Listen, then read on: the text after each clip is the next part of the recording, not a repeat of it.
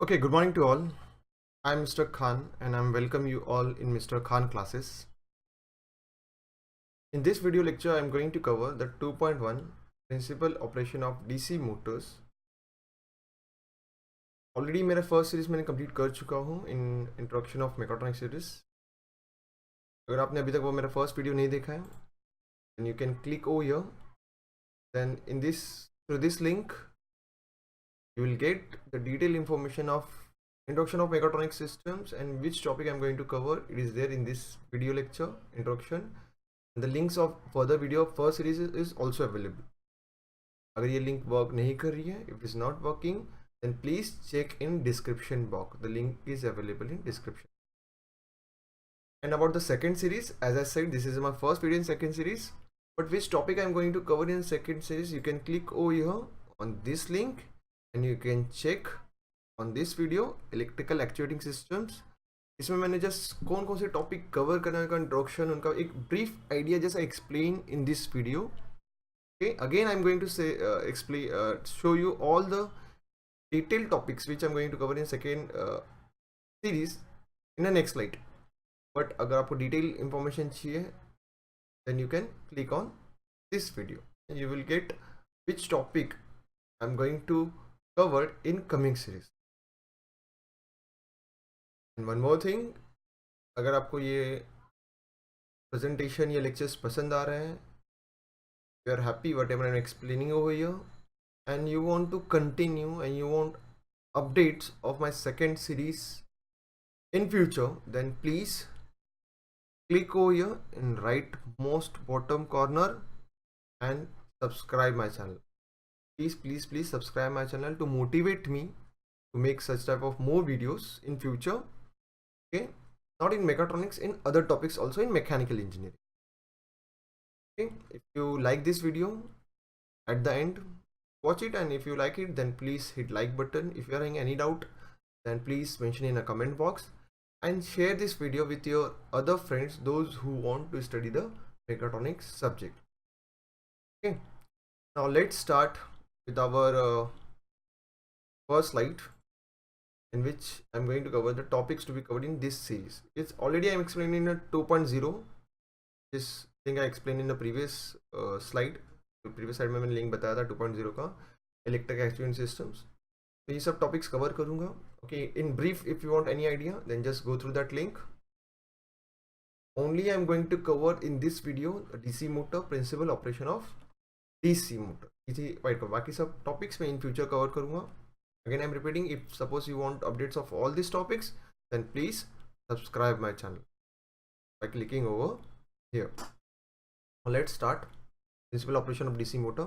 But before starting the principle of operation of DC motor, we'll just study the basic idea of actuator. What is exactly mean by actuator, because it is a topic come under the electrical actuating system. Okay, then what is actuator? Now what is the work of actuator? Actuator is nothing but in a typical closed loop or feedback, control of a machine or process.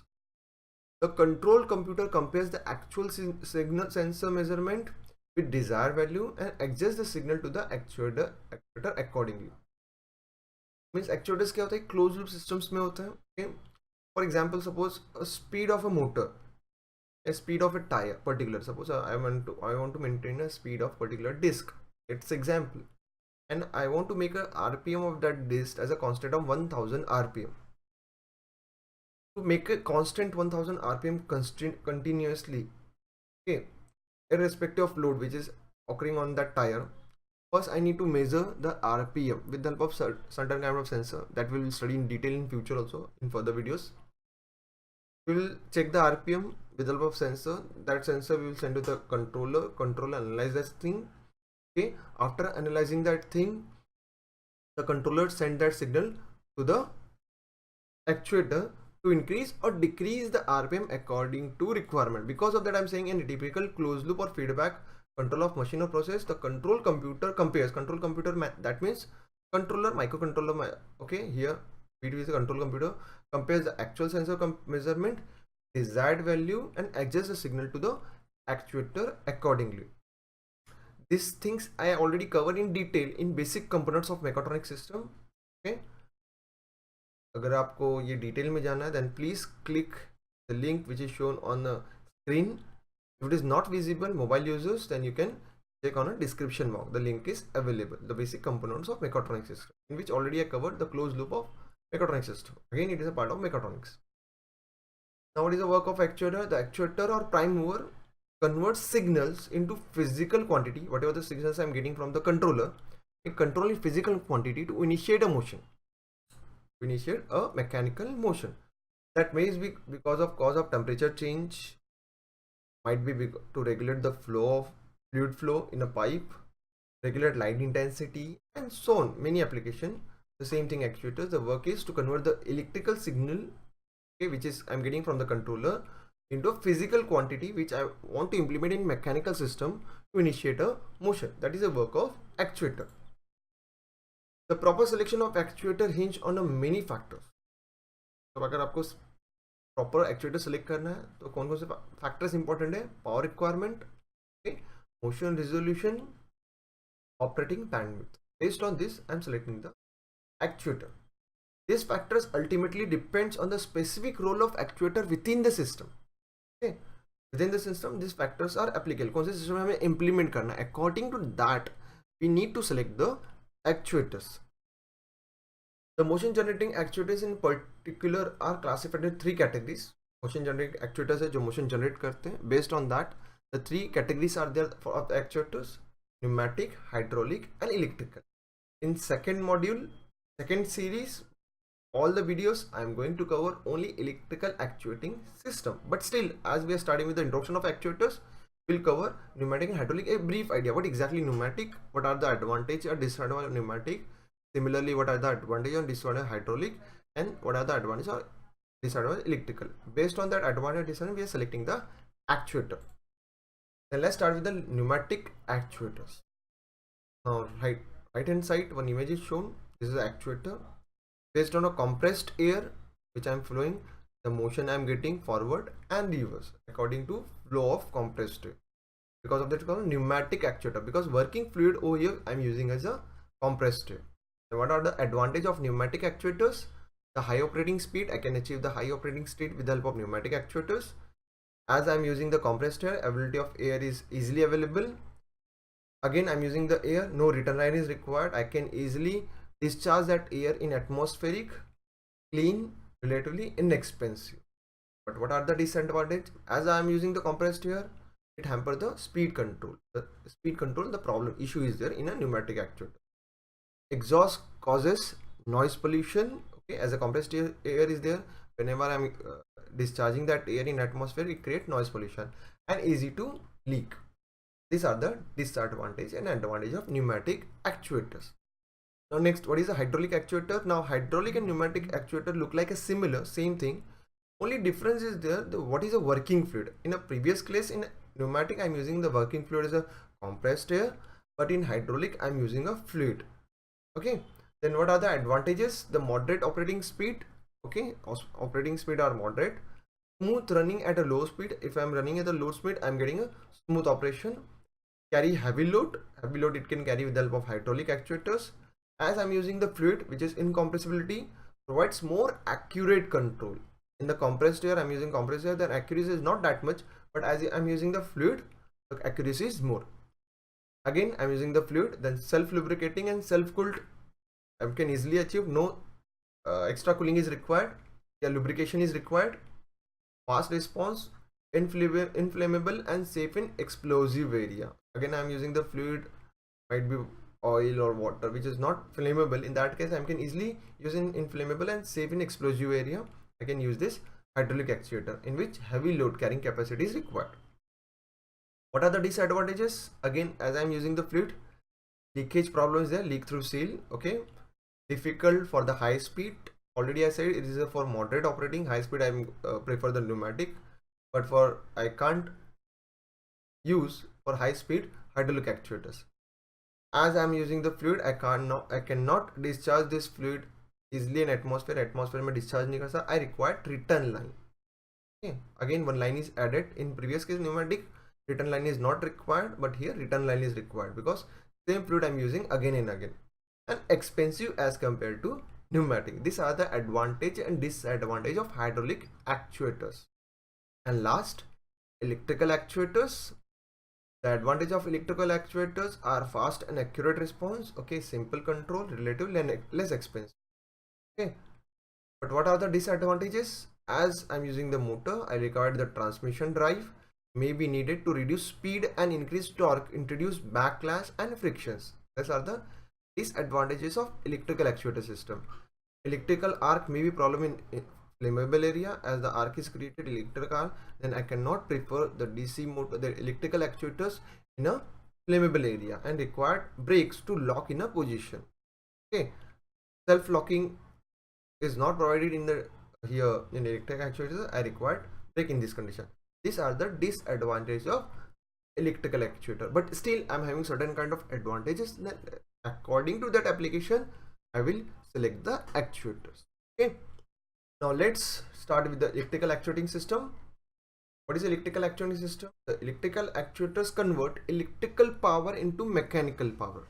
In pneumatic and hydraulic, I'm not using any kind of electrical power, but in electrical actuating system, I'm using the electrical power, and that power I'm converting to mechanical power. This is called as the electrical actuators. Electrical actuators classified into two types: the DC current, based on the DC current, and based on a alternating current, AC current. DC direct current and alternating current, AC current. The AC induction and synchronous, these are the two types of AC based on the AC current of electrical actuators, are ideally for constant speed application with little load variation. If you want to maintain a constant speed with little load variation, then you should prefer AC induction and synchronous motors. AC motors uses line current to direct provide a more power compared to DC motor of similar size. If two motors are there, AC and DC, and signs are simple, then AC motors are provide more power as compared to DC motor. These are the advantages of AC current based motors, electrical actuators. But for the DC, for positioning speed control application, suppose if you want to do positioning based on the positioning and speed control involving variable load, I prefer the DC motor, okay. Here I required power. When I required power, I will prefer the AC. But if I required control, speed and position, in that case we should prefer DC motor. The DC motor are classified into three types: brushed, brushless, and stepper motor. Again, servo motors also there. Servo are basically DC motors fitted with the sensors and control component, okay. Whatever the servos are there, servo devices, again is also called as a DC motors. Basically this is a DC motor, but in that sensing and controlling components is already fitted. Now DC motor, okay, let's start with the DC motor. In conventional DC motor, large current are delivered to the rotor. That we'll see in detail afterward, what is a rotor and all those things, but just for theory purpose, just understand what I'm explaining here. In conventional DC motor, large current are delivered to rotor through a pair of carbon brushes.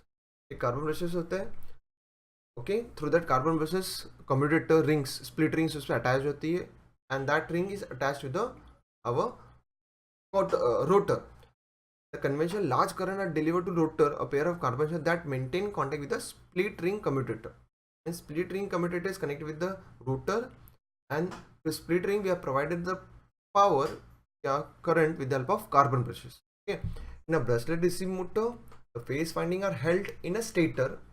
Reverse thing is here, brushless. We are not using brushes in DC motor, brushless DC motor, in which reverse is there. In a phase winding are held in stator and permanent magnet energized and in a rotor.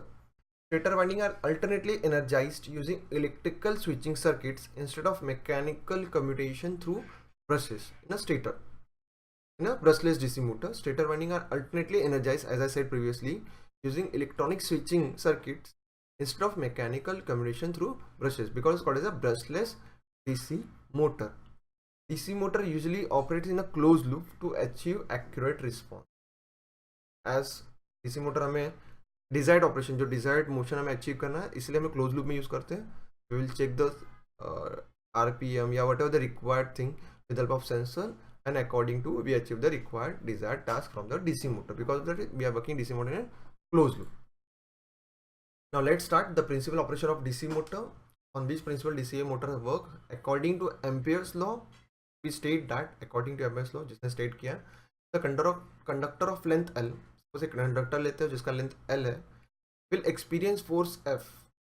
Conductor जिसका length L है, the conductor of length L will experience force F if current I flows through that conductor. उस conductor में current I flow होना चाहिए, and which is right angle to the magnetic field having flux density P. Means current and flux density, magnetic field should intersect each other at right angle across that conductor on which current is flowing. Then definitely that conductor experience force F. That is a statement of Ampere's law. Again I am repeating this here. The principal operation of any electrical motor is based on Ampere's law. We state that the conductor of length L will experience a force F if an electrical current I flow through that conductor at right angle to a magnetic field having a flux density B. Might be with the help of that statement जो मैं explain कर रहा हूँ, आपको इतना idea clear नहीं हो रहा होगा. I will explain with the help of animation.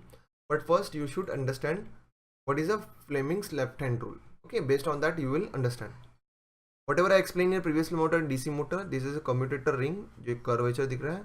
This is a brushes which is attached on the commutator ring, and this commutator ring the rotor is attached. जो rotate हो रहा है is called as a rotor. ये जो field है ये is called as a rotor which is attached on a commutator ring, and at the end of the commutator ring जो supply कर रहा है यहाँ पे जो squares दिख रहे हैं is called as a brushes which is continuously in contact with the commutator ring.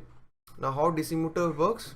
As I said, DC motor works based on the direction. Suppose if you want to understand why here I am showing the force upward direction, why I am showing here force downward direction, that is again same principle, Ampere's law, but based on Fleming's left hand rule to identify the direction. What is the Fleming's left hand rule? Suppose the current direction shows from the middle finger, the current direction shows with the help of middle finger, and flux density P which is created by magnetic field, the direction I can represent with the help of index finger. Index finger से अगर हम flux density represent करेंगे, and middle finger से current represent करेंगे by holding the hand in this manner, then thumb represent the direction of force. That is the Fleming left hand rule. Again I am repeating, if middle finger represent the current direction, index finger represent the flux density direction, then thumbs shows the direction of force. Now see in this coil, there the coil are divided into two parts. One is the left side, one is the right side, because it is a rectangular. So एक left edge है, right edge है. So just apply this rule on a right side. Why? Because here is a positive, here is negative. Current will be flow from this direction, and here it's outward, and here is a inward. When the coil is on right hand side, it will be the inward. When the coil is the left hand side, the current flow in a outward direction. Okay, so let's assume this is the direction which is inward. This ये inward हो रहा है. Flux density as represent from north to south. Then where is the force represent? Force represent upward. Because of that, here we are getting upward direction. And similarly in opposite direction, let's check with the help of here left hand side. Left hand side में current outward flow हो रहा है. Outward जब H right hand side पे आ रहा है, then current is flowing outward. Flux densities remain same, north to south. Then what is the direction of force? It is a downward. And right hand side, as already I said, when the current direction is inward, as here I am getting positive and negative, तो जब current यहाँ पे flow होगा तो यहाँ पे outward flow होगा और यहाँ पे इस side पे inward flow होगा. Then inward flux density remains same, north to south. Then force direction is upward. Because of that, one edge of that rotor experience downward force, and other side edge of the rotor experience upward force. Then we are getting a torque. Because of that torque, we are getting one rotation on that rotor. On this principle, DC motors works. Hope you understood whatever I explained. Now mathematical form, suppose if I want to calculate what is F, that I can determine P into I, the cross product of flux density and current, multiplied by L. If I remove the cross product, then I will get the final formula BIL sin theta. What is theta? Where theta is the angle between current flow and magnetic flux. It is a 90. Sin 90 is 1. then F is equal to BIL. अगर vary कर रहा है angle, so according to that force will be changes. Maximum force I'm getting at when angle is 90. Based on this formula, I can calculate the force experience of each side. Now one more last thing is there left, back EMF, which is important in the next lecture. Next lecture में जब explain करूँगा modeling of DC motor, then back EMF is important, which represent by EB and VB. Both way I can represent. Whenever armature conductor rotates in a magnetic field generated by field winding, as we saw in a previous video, जब भी magnetic flux cut करता है एक rotor में जिसमें current flow है, it explains the force, तो rotate होगा. Whenever armature conductor rotates in a magnetic field generated by field winding, then according to Faraday's law of electromagnetic induction, this is a different concept, and previously I explained a different concept. Then what Faraday's law represent? An EMF will be generated in armature because this armature winding cuts the magnetic field. Okay, अभी हमने EMF provide किया, okay, to generate the F, by which rotor cuts the magnetic field. अभी हमें current supply करे rotor को, by which I'm getting the force F. Then and only it cuts the magnetic flux and it rotates. I will get the force F. But again, the property of that rotor, as the rotor cuts the field, again, according to Faraday's law of electromagnetic induction, inside again one more EMF is generated. Ultimately, one EMF with the help of this battery is there, but one more EMF is generated which oppose the flow of this EMF. Again, I will show the example. Left hand side, what I said, with the help of this battery, whatever the current is generated, it flow